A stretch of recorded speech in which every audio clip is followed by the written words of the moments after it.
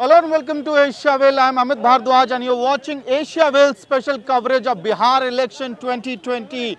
That is Bihar ballot 2020, and we are joined by a person who, surfaced on social media announcing that she has formed her own party, Plurals Party, and then she said that she is going to be contesting the election again, challenging the leadership of Nitish Kumar, the Bihar Chief Minister. We are joined by Pushpam Priya Chaudhary. Welcome on Asiaville. Thank you. I want to ask you a straight question. You started your campaign on a high note, claiming that you are going to be the chief ministerial candidate of your party and that your party will contest on all seats. We have seen what is happening on the ground. We met a couple of your supporters who said that we support her, we are ready to back her, to stand by her, but let her win the election in her own constituency, and then we will think about voting for her candidates in the next election. How do you respond to such, analysis or a statement by your own supporters? I do not agree that they are my core supporters. I mean, there are people who have an opinion about you, so probably they are one of them. They are your sympathizers at least? Yes, and the people who are my supporters are standing right here. So if you ask them, they will vote me. So I consider these people my supporters. As far as swing electorate is concerned, Right. I'm sure they are smart enough to know that they should not put their life in danger for next 5 years. Okay. Now, one more question. When you announced that you're going to be the CM candidate of your party, the situation was such that there were 243 candidates to be in the electoral fray. Yes. But now the situation has changed. Now you have only 146, I think, candidates, eligible candidates contesting. So, can we say that have you dropped the dream of becoming CM of Bihar even before Bihar enters the, that final phase of election? No, not at all. Even now, we are the largest party to contest the maximum number of candidates in Bihar. And if we win, we can win the majority on our own. Even with 146 Absolutely. candidates in the fray? Yes. Okay. I also want to, because I think this, you might be short on time, so I want to ask you a variety of questions and most of them could be critical. So I just want to know your stand on reservation, especially caste-based reservation, because I have a follow-up question on that. Okay, there are two things. First of all, I belong to the school of thought of Ambedkar, and I believe in abolition of the caste system. This is one of the things. And for that, we have different pointers in our manifesto. The way to achieve that is to focus more on education, to focus more on economic opportunities, and also to focus more on law and order. You know about the conditions of law and order in Bihar. As far as reservation policy is concerned, I just said it today that it was made, the Constitution of India was made by some of the most brainiest minds in the world. And I absolutely respect them. And I absolutely agree with reservation because, you need to give people the social opportunities that they require. And we have a long history of oppression in our country. So I'm not opposed to it. But I feel that this entire identity politics that happens on reservation is unfortunate. And people say that they represent, a certain group, but that is not true. Okay. So I have a problem with identity politics, but I'm not averse to the idea of representation. In fact, I support it very much, and I support the fact that people need to be given socio-economic opportunities. Okay. In fact, you have in a way indicated or initiated the portion I wanted to ask you. Your party, when the candidate list was announced, and I'm sure a number of people have asked you this question, in the column of caste and religion, your party deliberately put the profession right there, right? So, do you think it is right to do so? Yes, I absolutely do, because I just told you that I do not like identity politics on name of reservation. I do not like identity politics on name of caste, on name of religion. And we need to end all of that. Because what happens? It camouflages all the real problems that we have.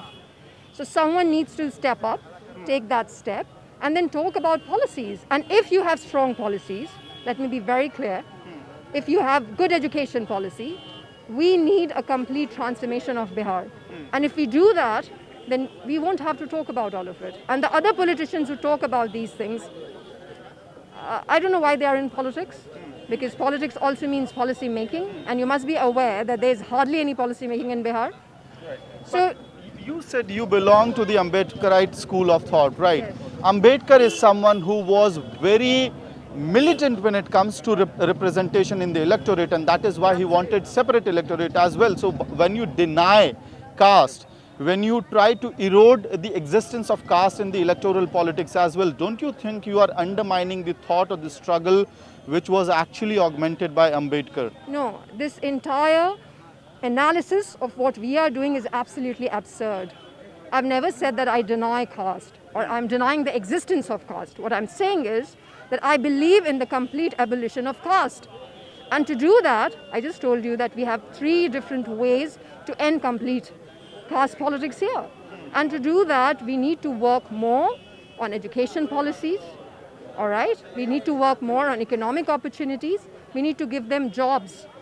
And we need to work more on law and order. Unless you have electoral representation and electoral empowerment, how are policies going to get shaped in a way that people from the lower caste, so-called lower caste, get the facilities? You are absolutely wrong, and you need to research more if you think that there is a representation there. I have said it a lot of times on record.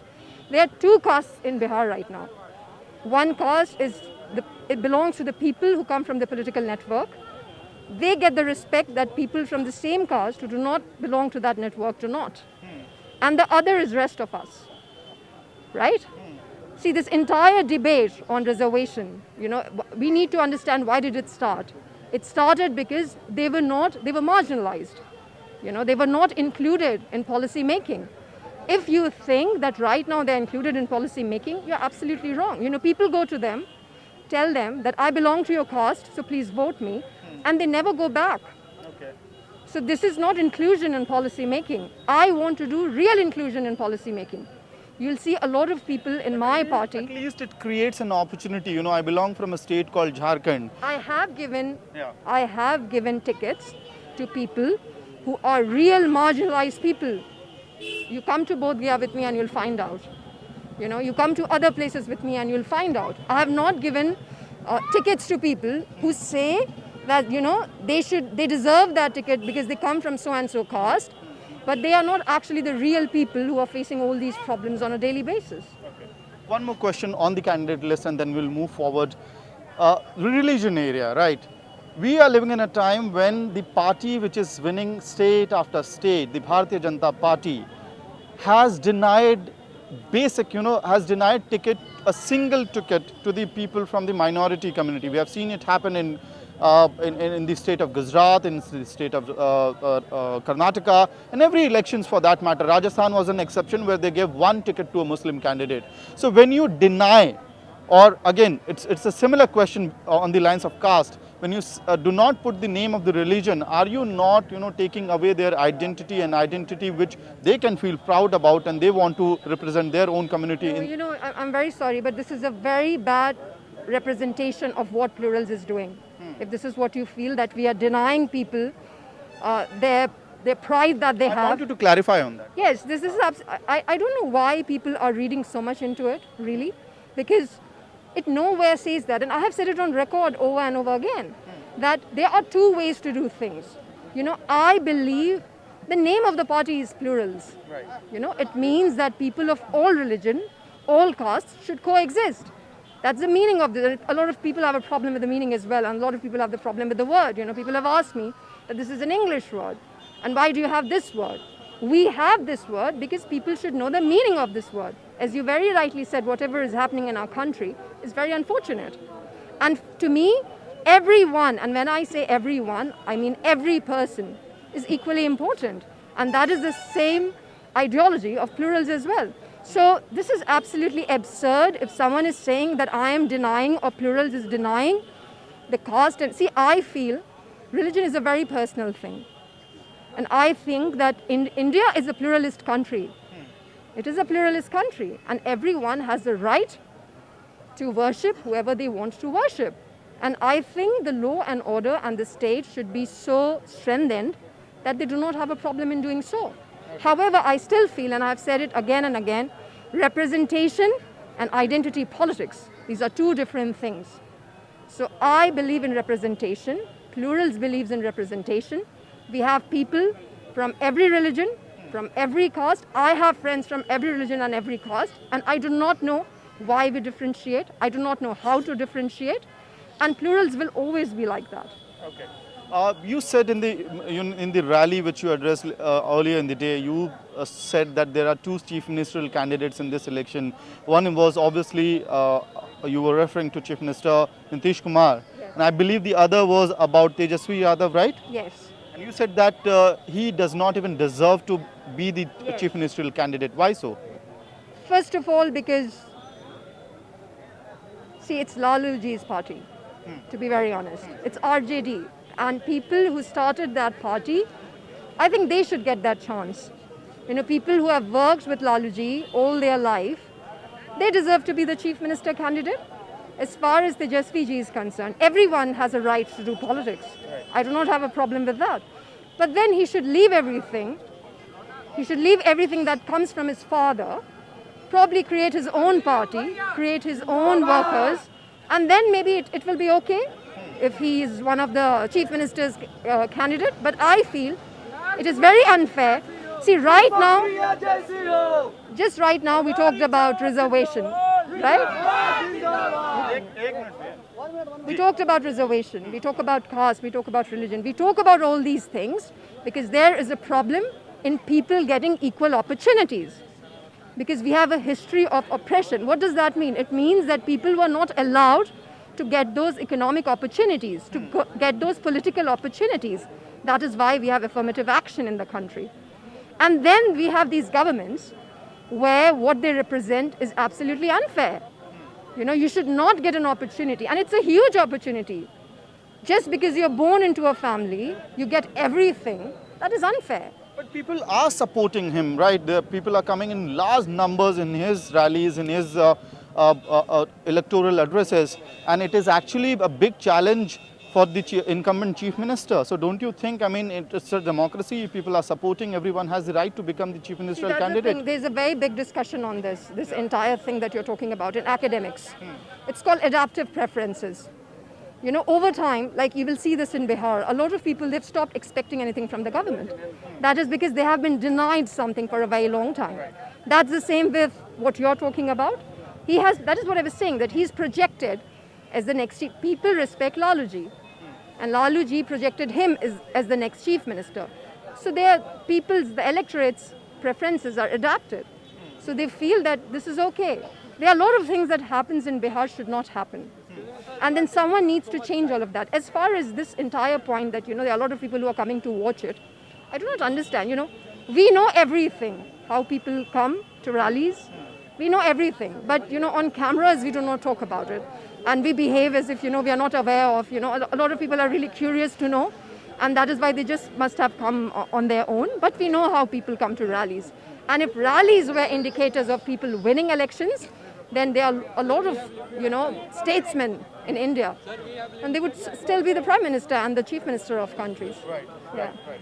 Okay, before I wrap up, you know, I saw the meeting earlier today. There were lesser people, but you have genuine candidates who are very vocal. I see him as well right here. If you could move the camera towards him.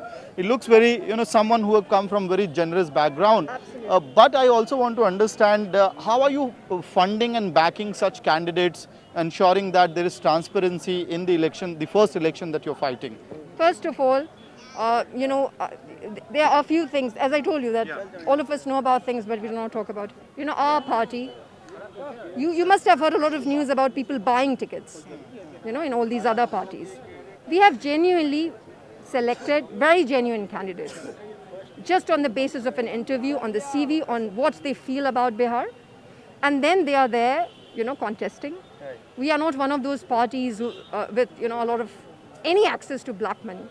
So the way in which politics should happen, which is very difficult these days because these people have hoarded money by misusing their power for a very long time, for over 3 decades. So, you know, we are nowhere near the kind of money that they have. We are a very humble a party with a very humble background, but we are trying to crowdfund. We are trying to tell people, if you want Bihar to change, then help us. That is how it is going on. Support is coming your way?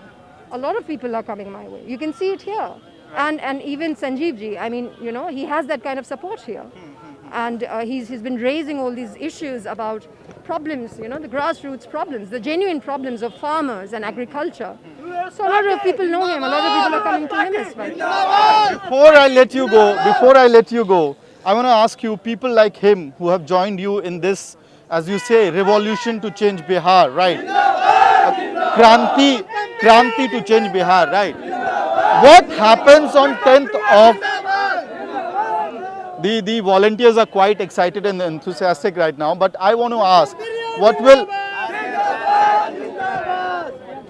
will happen to people like him, people like Sanjeev ji, if at all, hypothetically I'm saying, if this support does not convert into vote, and hypothetically if you do not get the numbers? See, that is the problem with this country, with our country. That is the problem. We go a lot on form. If today I was wearing a sari, you know, people would not be asking me that question. And that is something that I want to change. If I am here, why do you think I'm going to leave? And it's not just you.